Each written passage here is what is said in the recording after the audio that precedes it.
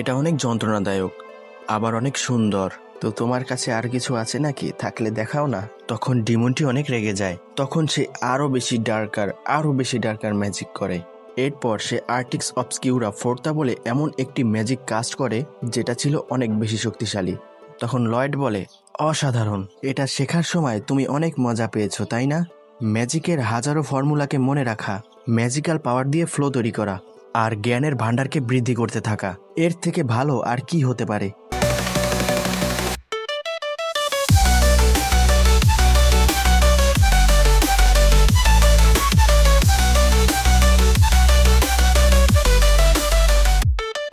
Hello guys, কি অবস্থা সবার? কেমন আছেন সবাই? কি থাম্বনেল দেখে মনে হচ্ছে আমার মাথা খারাপ হয়ে গেছে? না, আমি একদম ঠিকই বলছি। তো একদিন আমি দেখার জন্য ভালো এনিমে খুঁজছিলাম। তখন আমার ভালো লাগার ক্যাটাগরির বেশিরভাগ এনিমেই দেখা শেষ হয়ে গিয়েছিল। তো আমি স্ক্রল করতে করতে আরেকটা কথা, আমার এনিমে নেম লিস্টের জন্য একটা সিক্রেট হাইড আউট আছে। আমি সেখানেই সব এনিমে নেম কালেকশন করি। তো সেই জায়গায় স্ক্রল করতে করতে হঠাৎ করে এই এনিমেটা পেলাম। এনিমেটির নাম হলো I was reincarnate as the seventh prince blah blah blah. এই এনিমেটার নামটা একটু বড়, স্ক্রিনের উপর দেওয়া আছে, দেখে নিন। তো আমার একটা অভ্যাস আছে যে কোনো কিছু যত খারাপই হোক না কেন, আমি একটা সিরিজ শুরু করলে সেটা সম্পূর্ণ দেখা শেষ করি। ওই সময় আমার আবার নারুটোর ফিলার এপিসোডগুলো চলছিল, তো এর জন্য অন্য কিছুতে সুইচ করতে চেয়েছিলাম। দেখার সময় ভাবিনি যে এই এনিমেটা এরকম হবে। ভেবেছিলাম হয়তো আর 10টা বোরিং এনিমের মতোই হবে। তো প্রথম এপিসোডেই পুরাই মাথা নষ্ট। আমি বলি, আই হ্যাঁ, সাওয়ালে করে কি? ভেবেছিলাম সাওয়ালটা মেয়েদের মতো, এ আর কি বা করতে পারবে। কিন্তু এর কার্যকলাপ খুবই ডেঞ্জারাস। আর গাইস, আপনারা এর নিষ্পাপ থতমা দেখে ব্রেক খাইয়া যায়েন না।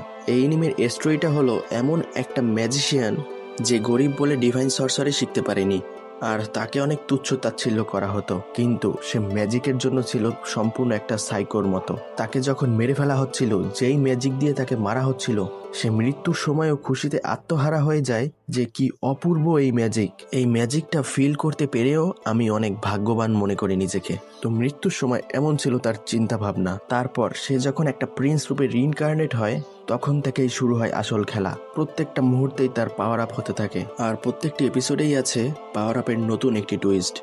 আর এর অ্যানিমেশনের কথা তো নাই বলি, আপনারা আমার যে ভিডিও ইন্ট্রো দেখেন সেখানেও এর কিছু ক্লিপ রয়েছে। তো এই চ্যানেলটা শুরু করার আগেও এর এক্সপ্লেনের কথা আমি ভেবে এসেছিলাম। আজকে আমরা এক্সপ্লেন করব I was reincarnated as the seventh prince এনিমের এপিসোড 1। তো আপনারা যদি কমপক্ষে 10টি কমেন্ট করে আমাকে জানান যে আপনারা এই এনিমের দ্বিতীয় এপিসোড দেখতে চান, তাহলে আমি খুব দ্রুতই এই এনিমের দ্বিতীয় পর্ব নিয়ে আসবো। তো দ্বিতীয় পর্ব দেখতে চাইলে সবাই বেশি বেশি কমেন্ট করুন। আর যদি আপনাদের আগ্রহ না থাকে, যদি কমেন্ট বেশি না আসে, তাহলে আমি এই এনিমেটা হোল্ডে রাখবো। আর এই এনিমে শোটা অনেক আন্ডাররেটেড, কিন্তু অনেক মজার একটা এনিমে শো। তো যাই হোক, আর কথা না বাড়াই, যদি ভিডিওটি ভালো লাগে তাহলে চ্যানেলটিকে সাবস্ক্রাইব করবেন এবং ভিডিওটিতে একটি লাইক দিবেন। এখন যাওয়া যাক মূল গল্পে। প্রথমেই আমরা দেখি দুঃখ দুর্দশায় আক্রান্ত এক লোক মাটিতে পড়ে পড়ে কান্না করছে, আর তার চারপাশে অনেক লোক হাসাহাসি করছে। তখন একজন নোবেল, অনেক উচ্চ পদস্থ একজন লোক বলে, যা, তোকে একটি শেষ সুযোগ দিলাম, আমার উপর তোর ম্যাজিক দিয়ে আক্রমণ কর। তারপর আমরা দেখি মাটিতে পড়ে থাকা ওই লোকটি ওই নোবেল ম্যাজিশিয়ানের দিকে অনেক দুর্বল একটি ম্যাজিক ছুঁড়ে মারে, আর তাতে ওই নোবেল ম্যাজিশিয়ানের কিছুই হয় না, যা দেখে তার আশেপাশের লোকরা কটাক্ষ করছিল। তারা বলে, একজন গরিব ম্যাজিশিয়ান এর থেকে ভালো আর কি বা করতে পারবে। তখন ওই নোবেল ম্যাজিশিয়ানটি বলে, একজন ম্যাজিশিয়ানের জন্য সবচেয়ে গুরুত্বপূর্ণ জিনিস হলো তার বংশ পরিচয়, তার আগ্রহ এবং তার ট্যালেন্ট। এটা বলেছিল সেই মহান ম্যাজিশিয়ান উইলিয়াম বোর্ডো। তবে আমাকে ভুল বুঝো না, কোনো কিছুর প্রতি শুধু আগ্রহ থাকলেই হয় না। আগ্রহ যতই থাকুক না কেন, কিন্তু তার মাধ্যমে ট্যালেন্ট না থাকার যে ত্রুটি আর অন্য যে সমস্যাগুলো আছে সেগুলোকে লুকানো যাবে না। ম্যাজিকের ওপর সাধারণ মানুষের কোনো অধিকার নেই। তারপর সে তার দিকে একটি ফায়ারবল ছুঁড়ে মারে। তখন সে অনেক চিৎকার চেঁচামেচি এবং আর্তনাদ করছিল, যা শুনে আশেপাশের লোকরা অনেক হাসাহাসি করছিল। তখন ওই সময় সে মরতে মরতে বলে, এ তো অপূর্ব, এইরকম ম্যাজিক একজন অসাধারণ নোবেলই করতে পারে।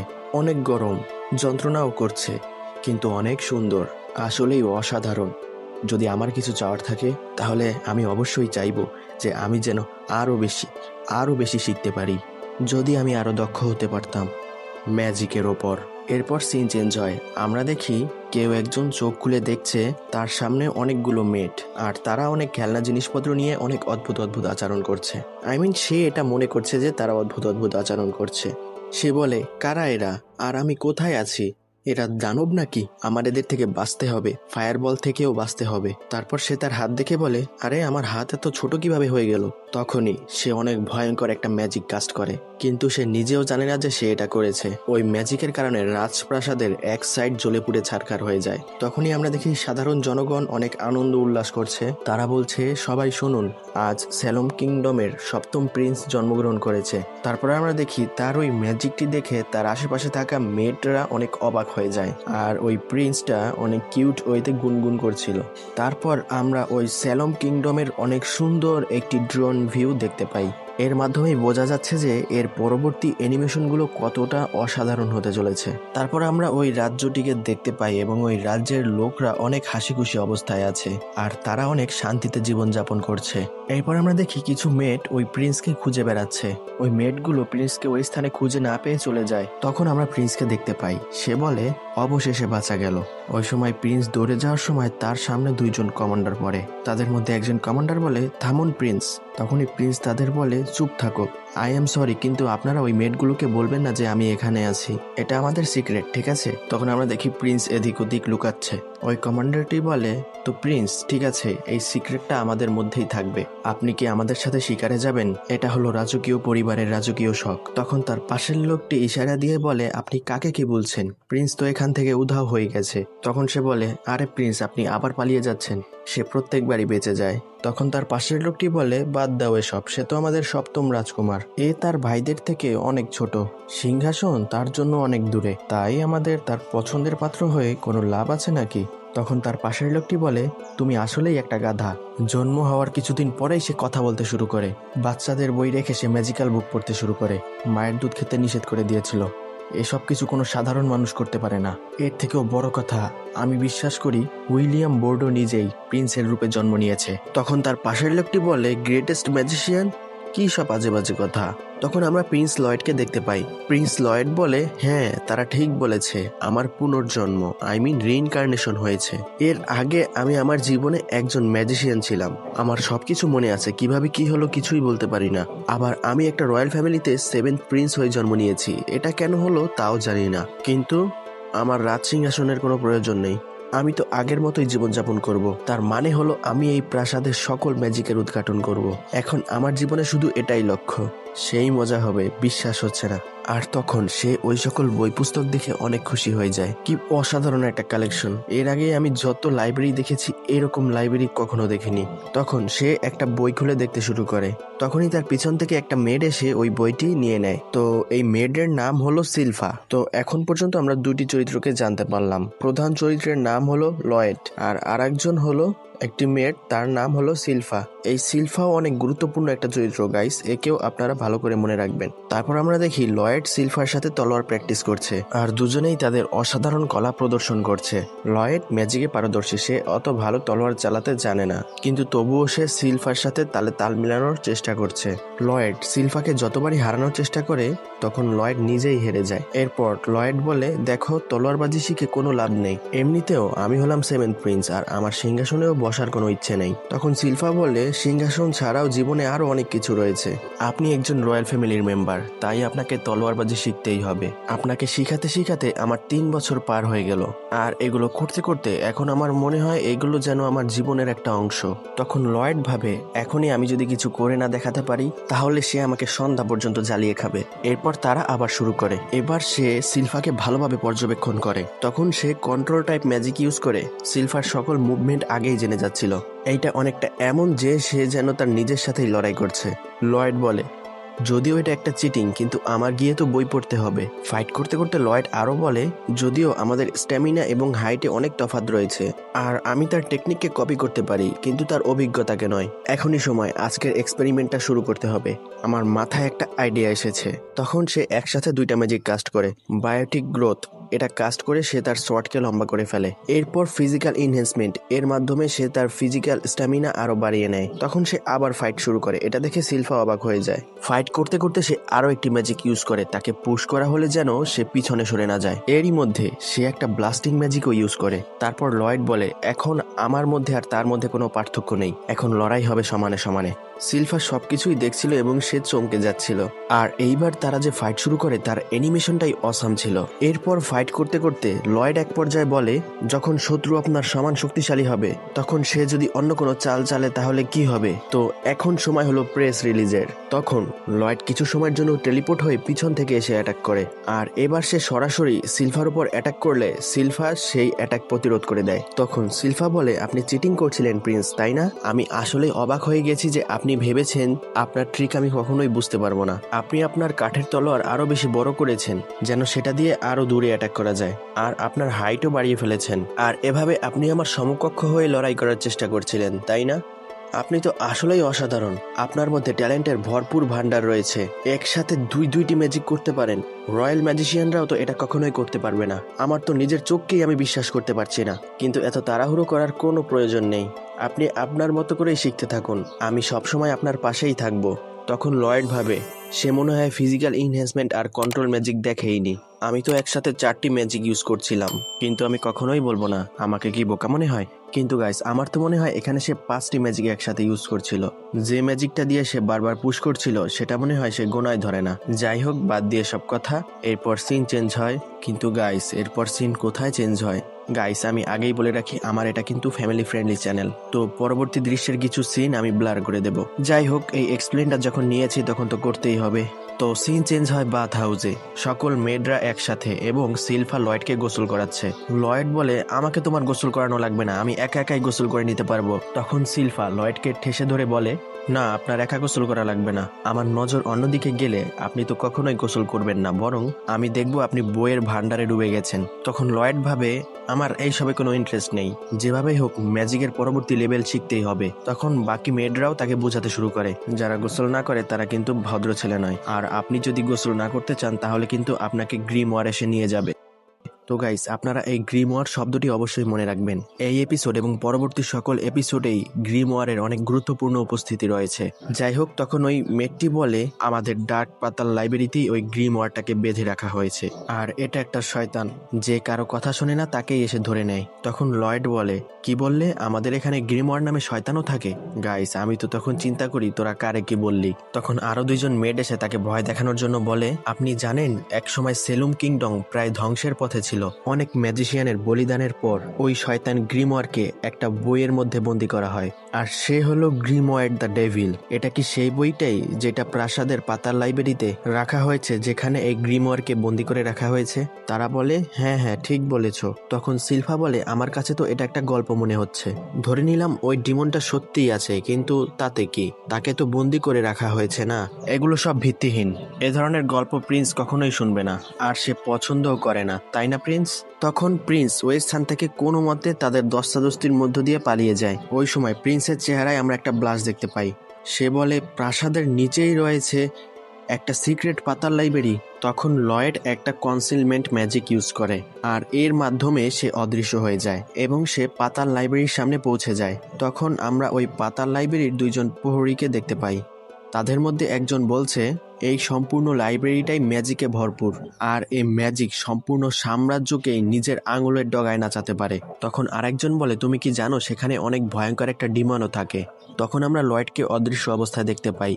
লয়েড বলে, এটা শুনে মজা পেলাম। তখন ওই পাহারাদাররা বলে, ছোট মুখে বড় কথা বলি, কিন্তু আমার মনে হয় না আমাদের পাহারা এড়িয়ে কেউ ভেতরে যেতে পারবে। এটা বলতে না বলতেই আমরা দেখি লয়েড ভিতরে প্রবেশ করেছে। তখন ওই প্রহরীরা আবার বলে, ধরে নিলাম যদি কেউ ভেতরে চলেও যায়, 10 জন মহান ম্যাজিশিয়ান তাদের ডিভাইন ম্যাজিকের মাধ্যমে একটা সুরক্ষা বলয় তৈরি করে রেখেছে, আর সেটা কেউ কখনোই ভেদ করতে পারবে না। অনেক বড় থেকে বড় জাদুঘরও দরজার ওই পাশে কখনোই যেতে পারবে না।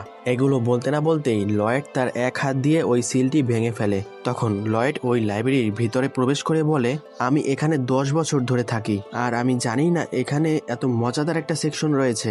তারপর সে বুক শেলফের উপর লাফালাফি শুরু করে। তখন সে আশপাশ দেখতে দেখতে বলে, আমি কিছুক্ষণের মধ্যেই সুরক্ষা বলয় তৈরি করে নেব, কিন্তু আগে এই বইটা তো দেখে নেই। তখনই একটা বই উড়ে উড়ে তার সামনে চলে আসে আর ওই বইটার মধ্য থেকে অনেক জোরে জোরে অট্টহাসি শোনা যাচ্ছিল। তখন আমরা দেখি ওই বইয়ের মধ্য থেকে একটা ডিমন বেরিয়ে এসে বেঁধে রাখা অবস্থায়। দরজার সিল ভেঙে ভিতরে এসে পড়েছ। গ্রিমওয়ারের ভাল লাগছে, অনেক ভালো লাগছে। তখন লয়েড বলে, আরে ভাই তুমি কে? গ্রিমওয়ার বলে, আরে এ তো দেখি একটা বাচ্চা, আমার নাম হলো গ্রিমওয়ার, আর তুমি? তখন লয়েড বলে, আমার নাম হলো লয়েড। গ্রিমওয়ার বলে, oh Lloyd, nice to meet you. তো চলো, আমাদের দেখা করার খুশিতে আমাকে এখনই মুক্ত করো। তখন লয়েড ভাবে, এ অবশ্যই ওই ডিমনটা হবে। তখন গ্রিমওয়ার বলে, দেখো কোনো না কোনো সময় আমাকে তো মুক্ত হতেই হবে, আর সময়ের সাথে সাথে আমার উপর করা সিলও দুর্বল হয়ে গেছে, আর অপেক্ষার সময় খুব দ্রুতই শেষ হয়ে যাবে। আর এর পরিবর্তে আমি তোমাকে অনেক অনেক সোনা দিব, তোমাকে পুরো মালামাল করে দিব। কি এই চুক্তিটা কি তোমার পছন্দ হয়েছে না? তোমার দাম বলো ছোট্ট বন্ধু, যা চাইবে তাই পাবে। তখন লয়েড মাটিতে পড়ে থাকা কিছু স্বর্ণ উঠিয়ে বলে, এটা তো কোনো বিশেষ ক্রিয়েশন ম্যাজিক নয়, তুমি কি মাত্র মাটিকে স্বর্ণতে রূপান্তর করেছো? অনেক সাধারণ একটা ম্যাজিক, দম নেই একটু। এটা শুনে গ্রিমওয়ার চমকে যায়। আর এমনিতেও আমি এই সিলকে পরিবর্তন করে দিব। আমি ম্যাজিকের পড়াশোনা এই কিংডম থেকে করেছি, আর এজন্য আমি কোনো ভয়ঙ্কর ডিমনের ছায়া এই কিংডমের উপর পড়তে দিব না। গ্রিমওয়ার বলে, 1000 বছর আগের ম্যাজিশিয়ানরা আমাকে বন্দি করেছিল, বর্তমান সময়ের ম্যাজিশিয়ানদের সাথে আমার কোনো লড়াই নেই। লয়েড বলে, আমি তোমার এই কথা বিশ্বাস করি না। তখন গ্রিমওয়ার বলে, আচ্ছা ঠিক আছে, আমি যে কোনো কাউকে প্রাচীন ম্যাজিক শিখাতে পারবো। প্রাচীন ম্যাজিক, এনশিয়েন্ট ম্যাজিক, বুঝতে পারছো? এমন কিছু যা 1000 বছরেও কেউ জানেনি। তখনই লয়েড তার কথা শুনে ব্লাশ করে ওঠে। লয়েড বলে, বাহ, এনশিয়েন্ট ম্যাজিক, দয়া করে আমাকেও শিখাও না। গ্রিমওয়ার ভাবে, খাইছি তোরে। লয়েড বলে, আমাকে ম্যাজিক শিখাবে না? বলো বলো বলো, শিখাবে? গ্রিমওয়ার বলে, হ্যাঁ অবশ্যই, কেন নয়। জানো, আমার মনও বলছে তোমার মধ্যে ম্যাজিক করার অনেক অনেক ট্যালেন্ট রয়েছে। তখন লয়েডের আগের জীবনের একটা কথা মনে পড়ে, আগ্রহ যতই থাকুক তার মাধ্যমে ট্যালেন্ট কখনো লুকানো যায় না। ম্যাজিকের উপর সাধারণ মানুষের কোনো অধিকার নেই। তখন লয়েড গ্রিমওয়ারকে বলে, যদি ম্যাজিক শেখাটা ট্যালেন্ট আর বংশের সাথেই যুক্ত থাকে, তাহলে আমি যে কোনো সাধারণ মানুষ থেকে অনেক বেশি ভাগ্যবান। গ্রিমওয়ার বলে, হ্যাঁ হ্যাঁ ঠিক বলেছ। মনে মনে বলে, নিজেই নিজের প্রশংসা করছো। তারপর লয়েড ওই ডিমনটির সিল খুলে দেয়। সিল খোলার পর ওই ডিমনটি বলে, বাহ, এই অসাধারণ বাচ্চাটা তো আসলেই সিল খুলে দিয়েছে। তখন লয়েড বলে, শোনো, এসব ছাড়ো, মনে আছে না কি বলেছিলে? গ্রিমওয়ার বলে, হ্যাঁ মনে আছে, এনশিয়েন্ট ম্যাজিক। তখন সে লয়েডের উপরেই অনেক বড় একটা ডার্ক ম্যাজিক্যাল পাওয়ার ছুড়ে মারে। তখন ওই ডিমনটি বলে, এটা ছিল আর্টিক্স অবস্কিউরা, এতটুকু কি তোমার জন্য যথেষ্ট? এখন ভাবছি আমার পরবর্তী প্ল্যান কি হতে পারে। তখনই আমরা দেখি লয়েড ওই ম্যাজিক পিউরিফাই করে ফেলেছে, আর সে অনেক শক্তিশালী একটা সুরক্ষা বলয়ের মধ্যে অবস্থান করছে। তখন লয়েড ওই ম্যাজিকের সম্পূর্ণ বিস্তারিত ব্যাখ্যা এবং বিশ্লেষণ দেয়। লয়েড বলে, আসলেই অসাধারণ একটা ম্যাজিক, এর একটা চমৎকার ফ্লো আর ডিজাইনও রয়েছে, আর এটা বলার নামটাও অনেক অসাধারণ। তুমি আমাকে আরো চমৎকার কিছু দেখাও না প্লিজ। তখন গ্রিমওয়ে বলে, তার মানে তোমার এতে মন ভরেনি? তারপর সে লয়েডের দিকে আলু পটলের মতো ম্যাজিক ছুঁড়ে মারতে থাকে। তারপর সে ম্যাজিক ছুঁড়ে মারতে মারতে যখন অনেক ক্লান্ত হয়ে যায়, তখন সে বলে, এই শিলটা এত শক্তিশালী কিভাবে হতে পারে? এটা আমার আর্টিক্স অবস্কিউরাকে অনেক সহজেই রুখে দিচ্ছে। তখন তো ওই ম্যাজিকের লয়েড মজা নিতে থাকে। লয়েড বলে, এই ম্যাজিকটা কত চমৎকার, আমি এটাকে নিজে অনুভব করতে চাই। আমি জানি যদিও এতে জীবনের ঝুঁকি রয়েছে, অনেক বিপজ্জনক, কিন্তু মজা হবে। বাই দ্য ওয়ে গাইস, আমি বুঝছি না লয়েড কি ম্যাজিকে খাবার জিনিস মনে করছে নাকি। আর অন্যদিকে গ্রিমওয়ের কত বড় একটা গাধা। লয়েড যখন 10 জন গ্রেটেস্ট ম্যাজিশিয়ানের সিল খুলতে পারে, যেই 10 জন ম্যাজিশিয়ান গ্রিমওয়েকে বন্দি করেছিল, তাহলে সে গ্রিমওয়েকেও অনেক সহজেই হারাতে পারবে। এটা গ্রিমওয়ের আগেই বোঝা উচিত ছিল। যাই হোক, তারপর সে ওই ম্যাজিকটা ছুঁয়ে দেখে। সে ছোঁয়ার সাথে সাথেই ওই সম্পূর্ণ ম্যাজিক্যাল পাওয়ারটাই গায়েব হয়ে যায়। তখন আমরা দেখি লয়েড হাতে ম্যাজিকটা নিয়ে বলে, আরে বাহ, এটা ফিল করে তো সেই মজা পাচ্ছি। তাহলে এটাকে এভাবে কম্পোজ করা হয়? এটা অনেক যন্ত্রণাদায়ক, আবার অনেক সুন্দর। তো তোমার কাছে আর কিছু আছে নাকি? থাকলে দেখাও না। তখন ডিমনটি অনেক রেগে যায়। তখন সে আরো বেশি ডার্কার ম্যাজিক করে। এরপর সে আর্টিক্স অবস্কিউরা ফোর্তা বলে এমন একটি ম্যাজিক কাস্ট করে, যেটা ছিল অনেক বেশি শক্তিশালী। কিন্তু আমাদের লয়েড বাবু তো যেই বলা সেই কাজ। সে বলে, ইন্টারেস্টিং, এটা তো আরো বেশি সুন্দর। লয়েড ভাবে, একটি জাদুতে দুইটি আলাদা স্পেল কাস্ট করা, দেখতে গেলে এটা একরকম অসম্ভব। এটা শুধু ওই ডিমনরাই করতে পারে যাদের 2 ধরনের মুভস রয়েছে। তার মানে এটা শেখানোর অ্যাবিলিটি তার কাছে আছে। তারপর গ্রিমোয়ে ম্যাজিক করতে করতে সে অনেক ক্লান্ত হয়ে যায়, কিন্তু লয়েডের কিছুই হয় না। সে বলে অসম্ভব, এটা এখন পর্যন্ত আমার সবচেয়ে ডেঞ্জারাস একটা ম্যাজিক, এটা থেকে আজ পর্যন্ত কেউই বাঁচতে পারেনি, কিন্তু তার এতে কিছুই হলো না, কিভাবে? তখন লয়েড বলে অসাধারণ, এটা শেখার সময় তুমি অনেক মজা পেয়েছো তাই না? ম্যাজিকের হাজারো ফর্মুলাকে মনে রাখা, ম্যাজিক্যাল পাওয়ার দিয়ে ফ্লো তৈরি করা, আর জ্ঞানের ভান্ডারকে বৃদ্ধি করতে থাকা, এর থেকে ভালো আর কি হতে পারে? তখন ওই ডিমনটি পালিয়ে যাওয়ার চেষ্টা করে। সে দেখে ওই লাইব্রেরির চারপাশেও একটা শিল্ড তৈরি করা। লয়েড বলে উপরে আমাদের প্যালেস রয়েছে, সেখানে যেন কোনো সমস্যা না হয়, তাই এই শিল্ডটা তৈরি করেছি। গ্রিমোয়ে ভাবে এই পোলায় কয়টা শিল্ড তৈরি করে রাখছে। তখন গ্রিমোয়ে লয়েডকে বলে তুমি কি ভেবেছো আমি পালিয়ে যাব? লয়েড বলে আরে না না, আমি এটা ভাবতে পারি। অনেক দিন আগে আমি ছোট্ট একটা ভুল করে ফেলেছিলাম, যার কারণে প্যালেসের এক সাইড প্রায় ধ্বংস হয়ে গিয়েছিল, আর এর জন্যই সবসময় সাবধানে থাকি। গাইস, এখানে লয়েড বলতে চাচ্ছে তার ম্যাজিক যদি একটু এদিক সেদিক হয় তাহলে তার প্যালেসও সে উড়িয়ে দিতে পারে। যাই হোক, তখন গ্রিমোয়ে বলে তোমার কথা সব আমার মাথার উপর দিয়ে যাচ্ছে, আর সে আরও একটা ম্যাজিক কাস্ট করার চেষ্টা করে। কিন্তু তখনই লয়েড বলে এখন হবে আসল ধামাকা। লয়েড ছোট্ট একটা ম্যাজিক কাস্ট করে, আর সেই ম্যাজিকটাই তার আল্টিমেট লেভেলে চলে যায়। এখন দেখাও তোমার ডিফেন্সিভ ম্যাজিক, এটা বলে লয়েড ওই ম্যাজিকটা গ্রিমোয়ের দিকে ছুঁড়ে মারে। তখন সে এমন একটা ফায়ার টর্নেডো ছাড়ে, যার কারণে শিল্ডের বাহিরে আছে কিন্তু শিল্ডের ভিতরেও রয়েছে। জানি না আপনারা বিষয়টা বুঝতে পারছেন কিনা। আমি লয়েডের শিল্ডের কথা বলছি। তো এই শিল্ডের ভেতরের থাকা জিনিস বাদে এবং ওই শিল্ডের ভেতরে সব কিছু জ্বলে পুড়ে ছারখার হয়ে যায়। যে ছোট ছোট শিল্ডগুলো আছে তার ভিতরে যা কিছু ছিল সেইগুলোর কিছুই হয় না, আমি সেটার কথা বলেছি। কিন্তু আমাদের গ্রিমোয়ে চান্দু তো পোতাইয়া যায়। তখন লয়েড তাকে জিজ্ঞেস করে তুমি তোমার ডিফেন্স কেন ইউজ করোনি? গ্রিমোয়ে ভাবে ডিফেন্সের সুযোগ দিলে তো ডিফেন্স করবো রে ভাই। তখন তার আশেপাশের যে সকল বিষয় তছনছ হয়ে গিয়েছিল, লয়েড সে সকল বিষয় তার ম্যাজিকের মাধ্যমে গুছিয়ে নেয়, আর লাইব্রেরি সম্পূর্ণ আগের মতো হয়ে যায়। তখন এটা দেখে গ্রিমোয়ে লয়েডের প্রশংসা করতে থাকে। গ্রিমোয়ে বলে মাস্টার, আমি আপনার মতো এত অসাধারণ ম্যাজিশিয়ান কখনোই দেখিনি। লয়েড বলে কি বললে মাস্টার? আরে না না, সবচেয়ে অসাধারণ তো আসলে তুমি। আমার মনে হয় ডিমনদের ম্যাজিক দিয়ে মারা সম্ভব নয়। গ্রিমোয়ে বলে কিন্তু তবুও অনেক ব্যথা লাগে। লয়েড বলে তুমি কতটা সহ্য করতে পারো? এটা শুনে গ্রিমোয়ে আরো ভয় পেয়ে যায়। গ্রিমোয়ে বলে থামুন থামুন থামুন মাস্টার, আমাকে আর কষ্ট দিয়েন না, আমি এখন থেকে আপনার সব কথা শুনবো, আমি আপনার সাথে সবসময় ছায়ার মতো লেগে থাকবো। তখন লয়েড বলে কিন্তু তুমি আমার সামনে অনেক বড় মনে হচ্ছ, তুমি একটু ছোট হয়ে যাও। তখন গ্রিমোয়ে একেবারে একটা পাপীর মতো হয়ে যায়। গ্রিমোয়ে বলে আমি যদি এর সাথে জিততে না পারি তাহলে একে বেশি বেশি তেল মারতে হবে, যেন এর সাথে একটা জিতার পথ খুঁজে পাই। লয়েড বলে আমার পকেটে এসে ঢুকে পড়ো। গ্রিমোয়ে বলে আমরা একটু তাড়াতাড়ি কাছাকাছি এসে পড়ছি না? তখন গ্রিমোয়ে ভাবে এ তো অনেক বড় বলদ, এর কাছাকাছি থাকার মাধ্যমে আমি এর মাথাকে বশ করে এর শরীরের উপর কাবু করব। তখন গ্রিমোয়ে লয়েডের কাছাকাছি আসার পরই এমন একটা অরা ফিল করতে পারে যা দেখে গ্রিমোয়ে অনেক ভয় পেয়ে যায়। গ্রিমোয়ে বলে এর মধ্যে তো ইনফিনিটি অরা রয়েছে, যা আমার পক্ষে কখনোই ভেদ করা সম্ভব নয়। এই পোলাটা কোন দুনিয়ার থেকে আইছে? লয়েড বলে কি হয়েছে, তোমার কি ঠান্ডা লাগছে? তুমি অনেক কাঁপছো। গ্রিমোয়ে বলে কই না তো, আমি সম্পূর্ণ ঠিক আছি, আর আপনি আমাকে গ্রিম বলে ডাকতে পারেন মাস্টার। লয়েড বলে আচ্ছা ঠিক আছে। গ্রিমোয়ে ভাবে মাঝে মাঝে বলদরেও আব্বা কইতে হয়। আর এভাবেই প্রথম এপিসোডেই আমাদের লয়েড বাবু একটা এনশিয়েন্ট ডিমনকে পেট বানিয়ে ফেলে। তো গাইস, আপনাদের যেটা বলেছিলাম, যদি এর দ্বিতীয় পর্ব দেখতে চান তাহলে অবশ্যই অবশ্যই বেশি বেশি কমেন্ট করবেন এবং কমেন্ট করে জানাবেন যে আপনারা এর দ্বিতীয় পার্ট দেখতে চান। আর ভিডিওটি যদি ভালো লেগে থাকে চ্যানেলটিকে সাবস্ক্রাইব করবেন, ভিডিওটিতে একটি লাইক দিবেন। আজ এ পর্যন্তই, ভালো থাকবেন, সুস্থ থাকবেন।